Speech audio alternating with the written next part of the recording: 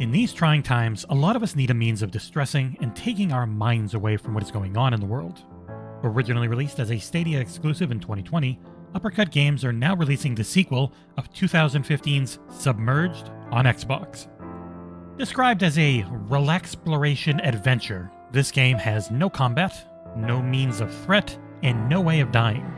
I don't know about you, but to me, this sounds like the perfect way to whittle away some hours. It is fair to say that the post-apocalyptic setting spoils this concept a bit, but try to ignore that and join me in a rickety boat for the XboxEra review of Submerged: Hidden Depths.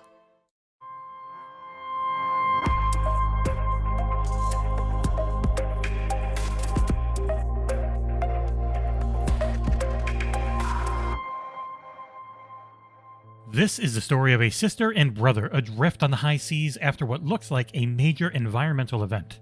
To paraphrase from an early book by the genius author J.G. Ballard, theirs is a drowned world. Cities are now mostly underwater, and what remains above sea level is being choked by a thick black vegetation that looks far from healthy. Suffering from some form of mutation, the female character Miku is able to interact with plant life and bring parts of the environment back to life as she travels through it. Flowers spring up where she walks, and sometimes come into bloom down her mutated arm. Plant versions of the city's previous inhabitants and animals have been created by the strange vegetation, and the siblings spend their time moving among them and exploring their surroundings. It soon becomes apparent that giant seeds littered throughout the archipelago had been put to bad use by the previous inhabitants, and that has resulted in the darkness and decay that has overcome the area. Miku can hear the seeds singing to be returned to their natural homes, and after witnessing all of the black vegetation in an area come back to life after returning one, the children set out to replace them all and cure the city of this menace. This is a third-person exploration game with a control scheme that is possibly the simplest that I have ever experienced in a game of this type. I never expected to play a game with so many traversal methods reminiscent of the last Tomb Raider trilogy that does not even have a jump button. After steering the character in the direction that you want them to go, they will climb, swing, jump, using any environmental aids present without any other interaction being required. While this was obviously a design choice based around the Relaxploration ethic of the game, it is a shame that steering the boat itself is not quite so intuitive.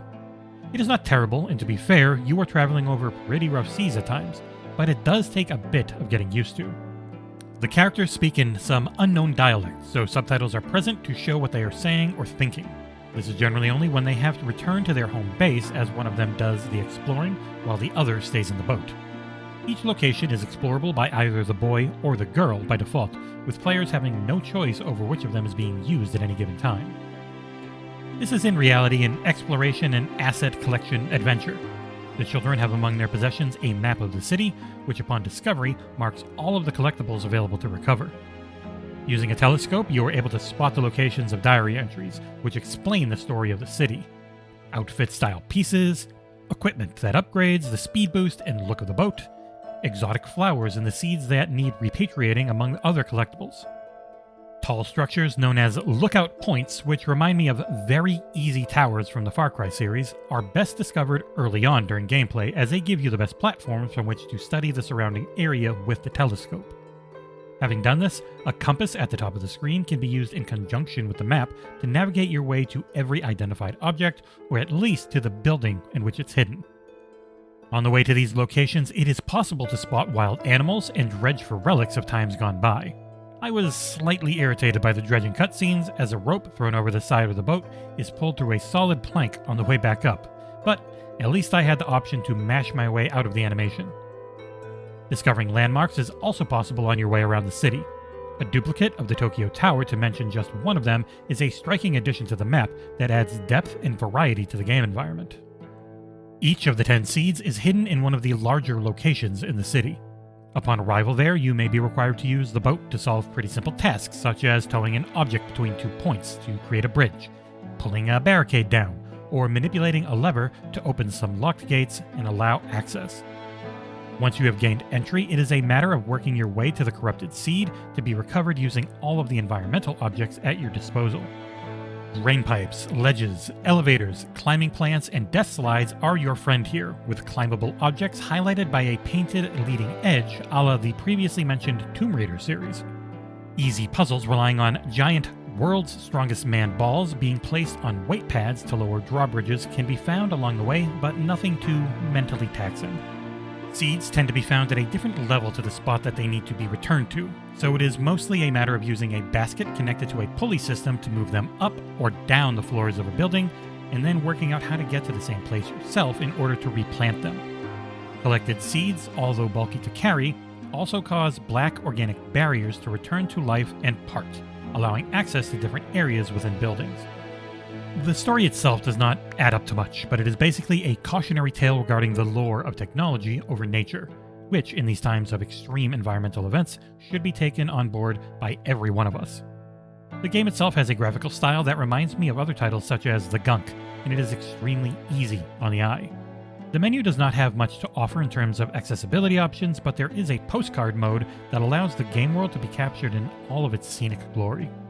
Complaints about my experience with the game range from the fairly minor, odd graphical error, such as planks floating in midair besides an elevator, to the grating times when rules regarding unexplorable areas were inconsistent and I stopped dead with a clear path ahead of me.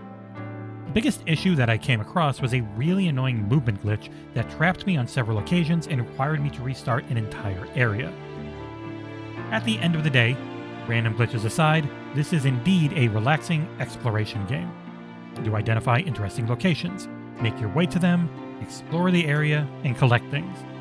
This is a very inoffensive way to game for a while, and I would recommend it. Yes, Submerged Hidden Depths could be described as a one-trick pony, but if you are a fan of this particular trick, it could be worth your time and money.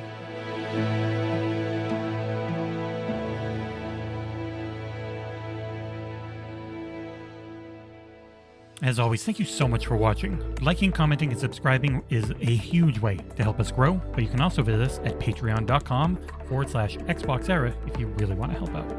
We'll see you next time.